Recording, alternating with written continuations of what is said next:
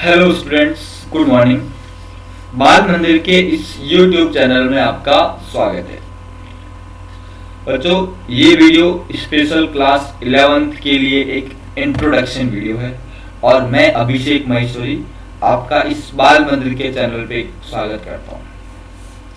बच्चों, आज की वीडियो में हम जो बात करने वाले हैं वो बात करने वाले हैं 11th में सब्जेक्ट चॉइस क्या करना चाहिए, क्या नहीं करना चाहिए और साइंस में क्या स्कोप है। थोड़ा बहुत इंट्रोडक्शन ऑफ फिजिक्स, क्योंकि मैं फिजिक्स पढ़ाता हूँ, आप सबको पता होगा, मतलब जो अपने बाल मंदिर के स्टूडेंट्स को सबको पता होगा कि मैं आप सबको फिजिक्स पढ़ाता हूँ। तो फिजिक्स के बारे में और साइंस में क्या क्या स्कोप है थोड़ा सा उसके बारे में मैं आपको बताने वाला हूँ, ठीक है ना।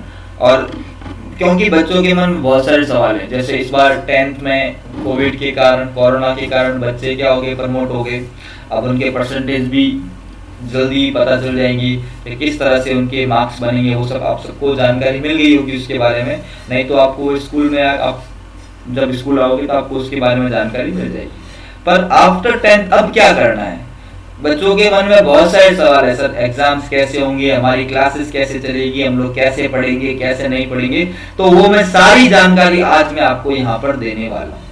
वो सारी जानकारी आज मैं आपको यहाँ पर देने वाला हूँ। तो इस 10th के बाद जब हम, जैसे मैं आपको बोला ना कि हम जैसे 11th क्लास के अंदर आए, जैसे अगर मैं बात करूँ 11th क्लास के अंदर की हम बात करें तो 11th क्लास में हम क्या चाहें, हम क्या कर सकते हैं। तो हमारे पास पता है 3 अलग अलग स्ट्रीम है 11th क्लास के अंदर, ठीक है।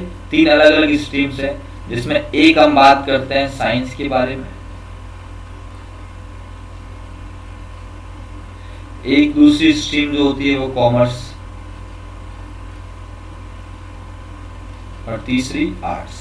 मतलब 11th के अंदर बच्चों को आफ्टर 10th सब्जेक्ट चॉइस करनी पड़ती है, आपको किस स्ट्रीम में जाना है, साइंस में जाना है, कॉमर्स में जाना है कि आर्ट्स में जाना है। सबके मन में ये रहता है कि सर अब मैं साइंस लूं या कॉमर्स लूं या आर्ट्स लूं, ये हर एक के मन में एक सवाल रहता है। तो उस दुविधा को थोड़ा मैं दूर करने की कोशिश करूंगा। देखो, आर्ट्स की अगर हम बात करें तो आर्ट्स के जो सब्जेक्ट्स होते हैं, पॉलिटिकल साइंस या हिस्ट्री वगैरह, किसी को सर आर्ट्स में इंटरेस्ट हो या किसी को क्या करना होता है, एक यूपीएससी या आरपीएससी एक होता है, हमेशा ध्यान रखना कि आपको यूपीएससी करना है या आपको आईएएस या आरएस वगैरह बनना होता है। तो ज्यादातर लोग इस आर्ट्स स्ट्रीम में जाते हैं, पर ऐसा जरूरी नहीं है कि आईएएस या आरएस केवल आर्ट्स से बनते हैं। आप साइंस से भी बन सकते हो, कॉमर्स से भी बन सकते हो, ध्यान रखना। पर प्रोबेबिलिटी आर्ट्स से थोड़ी सी क्या होती है, ज्यादा होती है, ठीक है। पर वो आर्ट्स में जो भी सब्जेक्ट्स है, आप ज्यादातर नॉलेज, मतलब जो जो आप सामाजिक में पढ़ते हो, सारे सब्जेक्ट किस में आते हैं, आर्ट्स में आते हैं। और मुझे ज्यादा उनका नॉलेज भी नहीं, क्योंकि मेरा स्ट्रीम क्या है, साइंस।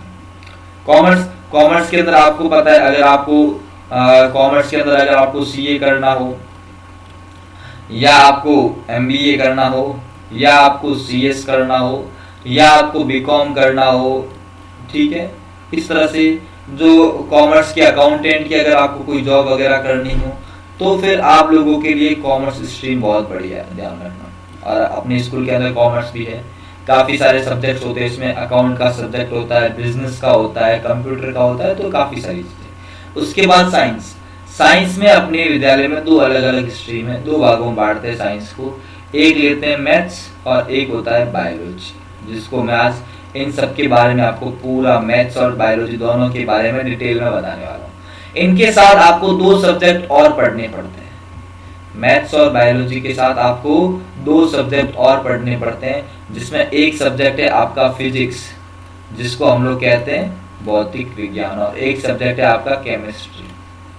फिजिक्स इसको क्या कहते हैं, भौतिक विज्ञान, और जो केमिस्ट्री होती है इसको हम क्या कहते हैं, रसायन विज्ञान, ठीक। तो ये इन सब के बारे में बताने वाला हूं। और साइंस में क्या स्कोप है, अभी वो सारा आप लोगों के लिए मैं क्या लेके आया, वो सारी बातें मैं आपको आज यहाँ पे क्या करने वाला हूँ, बताने वाला हूँ। ये सब चीजें मैं आपको यहाँ पर समझाने वाला हूँ, ठीक है। अभी मैं नए पेज के ऊपर जाता हूँ, उसमें आपको और सारी बातें बताऊंगा।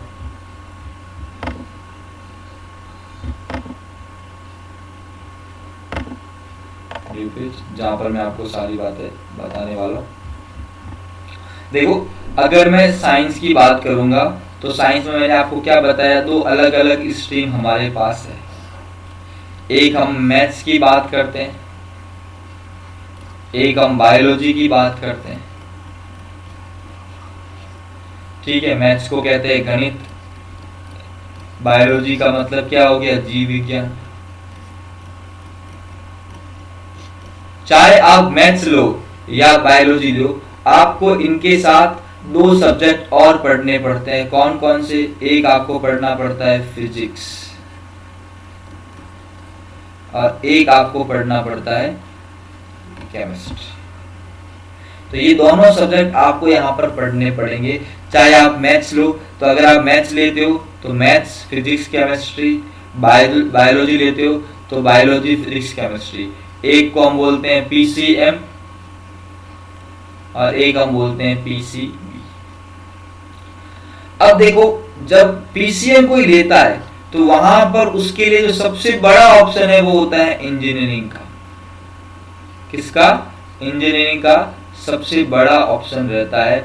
आजकल मतलब काफी सारे लोग इंजीनियर बनना चाहते हैं कि सर मैं सिविल इंजीनियर बनना चाहता हूँ, सर मैं सॉफ्टवेयर इंजीनियर बनना चाहता हूँ, या मैकेनिकल। अगर आपको इंजीनियरिंग बनना है, उसके लिए एग्जाम होता है आईआईटी का, आईआईटी जेईई। हम कभी चर्चा करेंगे उसके बारे में, पर अभी आपको बता देता हूँ एग्जाम कौन सा होता है। IIT JEE, Indian institute of technology joint entrance exam, ये होता है आईआईटी का इंजीनियरिंग। इसके अलावा आपके पास और भी बहुत सारे ऑप्शन है। आप इसमें क्या कर सकते हो, इसमें आप बीएससी कर सकते हो, बीएससी के बाद आप एमएससी कर सकते हो। तो बहुत सारे ऑप्शन है। ऐसा नहीं कि आप इसके बाद एक और चीज है कि साइंस से अगर कोई बंदा स्विच करना चाहता है, कोई बंदा बंदी है, कोई लड़का लड़की स्विच करना चाहता है कि नहीं साइंस के बाद मैं कॉमर्स में, आर्ट्स में जाना चाहता हूँ, तो वो बहुत ईजी रहता है। पर कॉमर्स वाला बंदा साइंस में नहीं आ सकता, आर्ट्स वाला बंदा साइंस में नहीं आ सकता, खास करके मैथ्स। क्योंकि मैथ्स एक ऐसा सब्जेक्ट है जो आपको बहुत सारी चीजें, मतलब उससे आपको जो ग्रेस्पिंग पावर, जो सीखने की चीजें, वो हमेशा किससे? मैथ सब्जेक्ट से क्या होती है? डेवलप होती है। इतना इंपॉर्टेंट सब्जेक्ट है।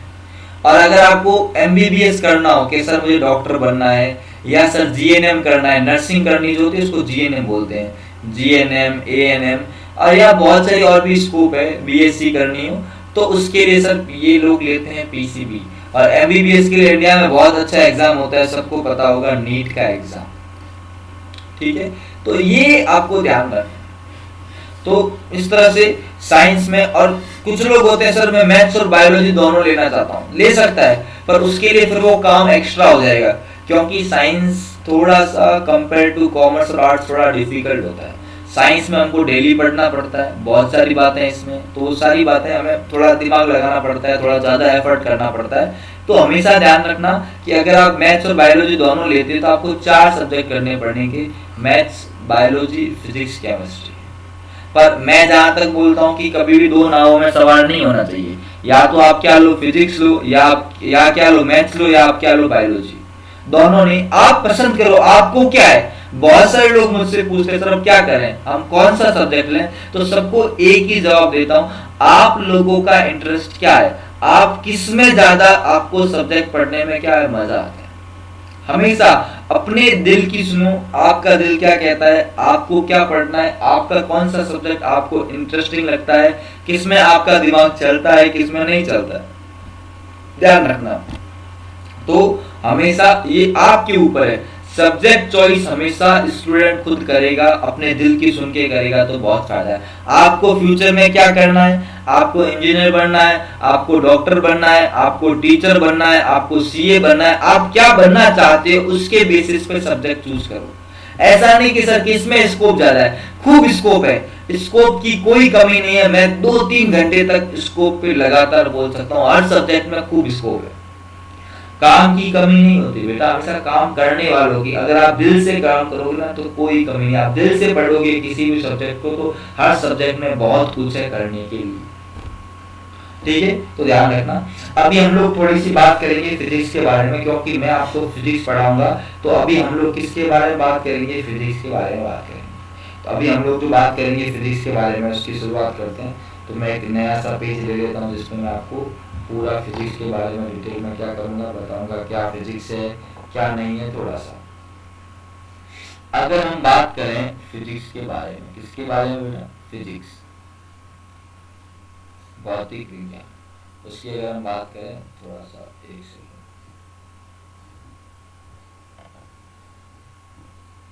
ठीक है। तो अपने इस भौतिक विज्ञान की हम बात कर रहे हैं, ये इस फिजिक्स को हम क्या कहते हैं, इसको कहते हैं भौतिक विज्ञान। क्या कहते हैं इसको? भौतिक विज्ञान। और इसकी अगर मैं बात करूं, भौतिक विज्ञान की अगर मैं बात करूं, तो अपने पास अभी जो सिलेबस है वो कौन सा सिलेबस है? एनसीईआरटी। कौन सा सिलेबस है? एनसीईआरटी सिलेबस है। अभी आप लोग पढ़ने वाले हैं, बुक्स चेंज होगी लास्ट ईयर, एनसीईआरटी सिलेबस। और भौतिक विज्ञान में हम क्या पढ़ते हैं? इसमें हम भौतिक जगत के बारे में,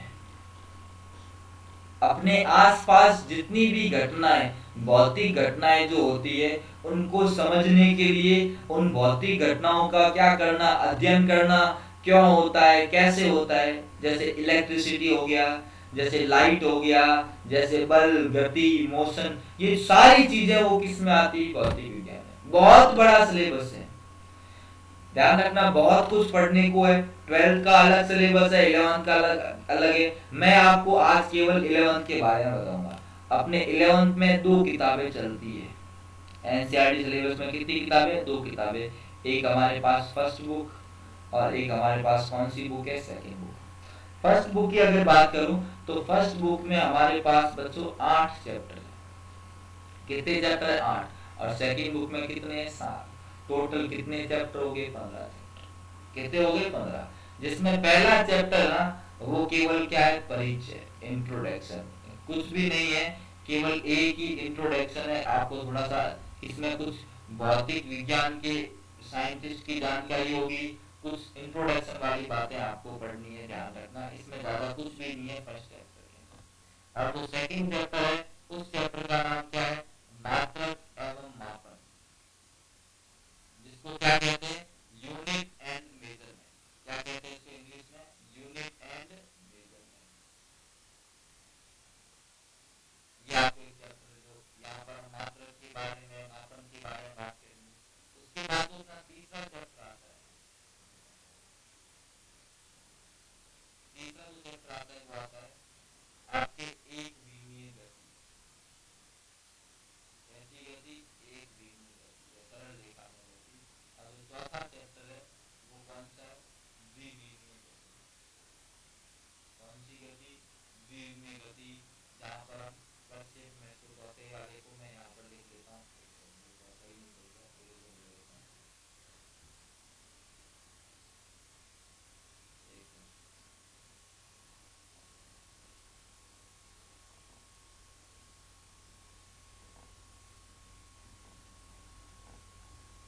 एक सेकंड।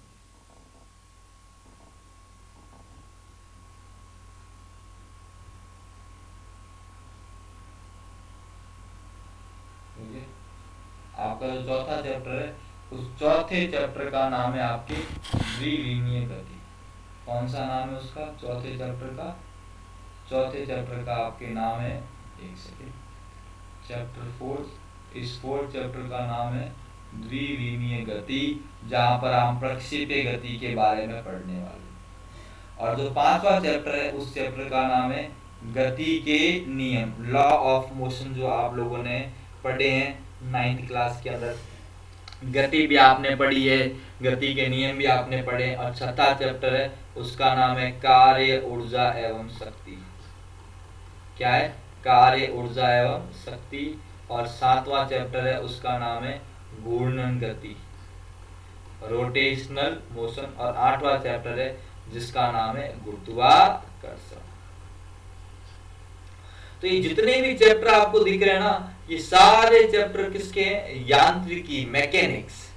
भौतिक विज्ञान की एक ब्रांच है, उस ब्रांच का नाम क्या है? उस ब्रांच का नाम है यांत्रिकी, जिसको हम क्या कहते हैं? मैकेनिक्स कहते हैं। क्या कहते हैं इसको? मैकेनिक्स। मैकेनिक्स के छोटे से भाग है इस, ये सारे चैप्टर किसके? मैकेनिक्स के, यांत्रिकी। ध्यान रखना, ये भौतिक विज्ञान के क्या ब्रांच है? एक विमीय गति, द्विविमीय गति, गति के नियम, कार्य, ऊर्जा, शक्ति, ये छोटी छोटी बातें आपने पढ़ी है, इनको बहुत डिटेल में पढ़ने वाले हैं। और जो आपकी जो सेकेंड बुक है, अगर मैं सेकेंड बुक की अगर मैं बात करूं, किसकी? सेकंड बुक की अगर मैं बात करूं, सेकंड बुक में चैप्टर नंबर जो 9th है, कौन सा चैप्टर? Chapter number 9। 9 चैप्टर में ठोस पदार्थों के गुण,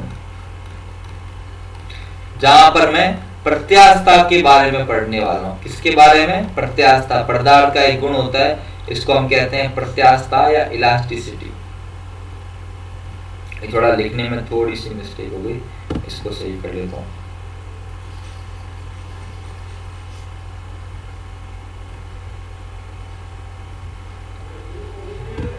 क्या नाम है इसका? प्रत्यास्थता।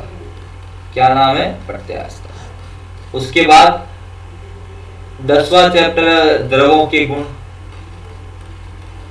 द्रव जो होते हैं इसको बोलते हैं तरल, तरल पदार्थों के गुण।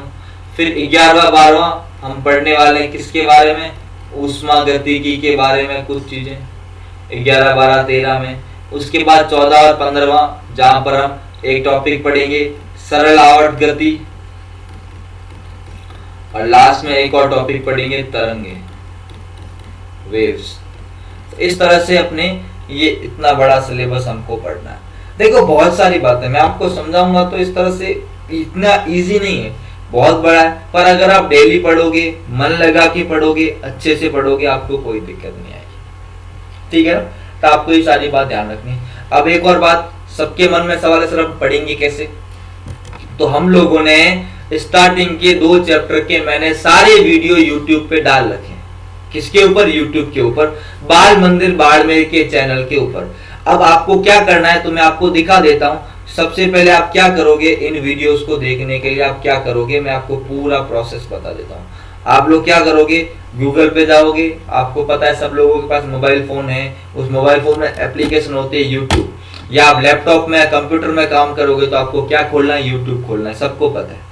ठीक है, इस यूट्यूब के अंदर आपको क्या सर्च करना है? बाल मंदिर बाड़मेर, जैसे मैंने क्या रखा है तो ऊपर ऊपर आ गया बाल मंदिर बाड़मेर। ठीक है, इस बाल मंदिर बाड़मेर के पेज को क्या करना है? ओपन करना है, और सबसे पहले क्या करना है? सब्सक्राइब। जैसे देखो अभी मेरे कर रखा है तो यहाँ पर अनसब्सक्राइब आ रहा है। अब मैं क्या करूंगा? सब्सक्राइब करूंगा। उसके बाद यहाँ पर पास में एक बेल आइकन है, देखो यहाँ दिख रहा है, इसको क्लिक करोगे और यहाँ पर ऑल कर दोगे। तो ये आप लोगों ने सबसे पहले चैनल को सब्सक्राइब कर दिया। चैनल को सब्सक्राइब करोगे और बेल आइकन पे क्लिक करोगे तो जो भी नया वीडियो आएगा आपको उसका नोटिफिकेशन क्या होगा? मिल जाएगा। तो इतनी बात समझ में आई। अब क्या करोगे? प्लेलिस्ट में जाओगे। इस प्लेलिस्ट में बहुत सारी प्लेलिस्ट है। आपको कौन सी प्लेलिस्ट चाहिए? हमें चाहिए सर 11th क्लास की। तो देखो ये 11th के इंग्लिश के वीडियो, या देखो ओपन करोगे, आपको यहाँ पर साइड में एक पूरी टेबल मिल जाएगी, यहाँ पर बहुत सारे वीडियो आपको मिल जाएंगे। ठीक है, अगर मैं दूसरे वाले के जाऊं, बैक करूं, तो इंग्लिश के पास यहाँ पर आप देखोगे फिजिक्स की प्लेलिस्ट है, कंप्यूटर की प्लेलिस्ट है, बायोलॉजी की प्लेलिस्ट है, अकाउंट की प्लेलिस्ट है, बिजनेस स्टडीज की प्लेलिस्ट है। साइंस वालों के लिए किसकी चाहिए? मैथ्स, बायोलॉजी, केमिस्ट्री, फिजिक्स, और इंग्लिश की साथ में फिजिक्स ओपन करोगे तो आपको यहाँ पर मिल जाएंगे आपके सारे वीडियो। यहाँ देखो काफी सारे, यहाँ पर मैंने लगभग ऑलमोस्ट यहाँ पर मैंने आप लोगों के लिए 55 वीडियो ऑलरेडी डाल रखे। तो आपको डेली 1 या 2 वीडियो, जितना आपके पास टाइम होगा, डेली 1 या 2 वीडियो देखने। उसके बाद क्या करना है? वीडियो को लाइक भी करना है, वीडियो को शेयर भी करना है। हमेशा ध्यान रखना, वीडियो को क्या करोगे आप? हमेशा ध्यान रखना, जब भी किसी वीडियो को देखो उस वीडियो को आप क्या करो? लाइक। मैं आपको एक एग्जांपल लूं, क्या करो? उसको लाइक करो और उसको क्या करो? शेयर भी करो। ठीक है, जितना ज्यादा आप फ्रेंड्स के साथ शेयर करोगे, अभी इसके बाद और अच्छे अच्छे वीडियो आप लोगों के लिए मैं बनाऊंगा। तो ये पूरी लिस्ट है, इस तरह से आप लोग इसको देख सकते हो वीडियोस को, क्या आपको करना है, कैसे करना है, आपको समझ में। आपको यूट्यूब के ऊपर बाल मंदिर बाड़मेर के चैनल के ऊपर आपको सारे वीडियोस मिल जाएंगे। उसमें प्लेलिस्ट में जाना है, क्या करना है? सबसे पहले आपको सबका क्या करते हैं? अध्ययन करते हैं, फिर उस चीज को क्या करते हैं? समझता है। यूट्यूब तो किसी बड़ी चीज को वहाँ पर किस में जाना है? छोटे छोटे भागों का बाल मंदिर बाड़मेर, अब वो कैसे चल रहा है, क्यों चल रहा है, उसके लिए क्या करेंगे, पहले उसकी टांगों वहाँ की पर मसल का जैसे अध्ययन ओपन करेंगे। करोगे उस चलने वहाँ में पर आंखों प्लेलिस्ट का के क्या रोल अंदर है, बिना आंखों के दिखेगा नहीं, चल नहीं आपको पाएगा। जो भी सब्जेक्ट कानों जैसे का क्या फिजिक्स रोल है तो हम तो किसी फिजिक्स भी की चीज का प्लेलिस्ट अध्ययन करने के लिए 11th क्लास छोटे छोटे भागों का अध्ययन करके 11th उसको क्लास की समझ प्लेलिस्ट सकते हैं। लिखोगे इसको हम लोग उसमें क्या आपको कहते हैं, सारे बच्चों वीडियोस को क्या होंगे न्यूनीकरण मिल जाएंगे। क्या कहते हैं, आपको क्या करना है, कहते अच्छे हैं से जहाँ प्रॉपर तो तरीके से किसी क्या के करना है, निकाय के नोट्स गुणों बनाने को हैं। अध्ययन करने के आपको लिए कोई डाउट हो, उसके कुछ भी अवयवी चीज भागों नहीं का समझ में आ रही, आप स्कूल में क्या आके लिखेंगे। बात कर सकते हो। ठीक है, इसी तो आपको हमेशा ध्यान रखना है, स्कूल में आपको मिलेंगे मॉर्निंग के टाइम पे, जटिल आप स्कूल में आके हमसे निकाय बात कर ले, उसके बाद और आगे आप लोगों के लिए हम गुणों का करेंगे, अध्ययन पर अभी करने आप के लोग लिए अपनी पढ़ाई यहाँ से स्टार्ट कर सकते हो, ध्यान रखना। ठीक है, तो गुणों बच्चों का अध्ययन आज के लिए इतना ही। तो अभी आप वीडियो देखेंगे और भी मैं आपको हर 7 दिन के अंदर आपसे कुछ ना कुछ बातें करता रहूंगा। हमारे 12th क्लास के वीडियोस अभी अपलोड हो रहे हैं, 11th के हम लोगों ने ऑलरेडी अपलोड कर दिए हैं, आगे वाले भी अपलोड करेंगे हम, सारे के सारे, कुछ भी स्टडी नहीं छूटेगी, हमारी गारंटी। ये सब आप लोगों के लिए। अब आपका काम क्या है, पढ़ाई करना। ठीक है बच्चों, और कोविड चल रहा है तो घर पे रहे, सुरक्षित रहे। स्कूल जब खुलेगी तो आपको जानकारी मिल जाएगी न्यूज़पेपर से, किसी न किसी माध्यम से। अभी कोरोना की थर्ड वेव आने के लोग काफी ज्यादा इसके बाद बुक पढ़ने की लोग बोल रहे हैं, तो स्कूल शायद आई थिंक अभी ना खुले। कोई देखो गवर्नमेंट की बात है, इसमें हम कुछ भी नहीं कर सकते। आपको सारी चीजें क्लियर होगी, जैसे भी होगा जो हमारी कोशिश रहेगी आपको बढ़िया से बढ़िया मिले। ठीक है, ये नियम है, Thank you so much। एकीकरण और न्यूनीकरण, यूनिफिकेशन या रिडक्शनिज्म कहते हैं इसको। तो ये दोनों चीजें हैं कि क्या करना है।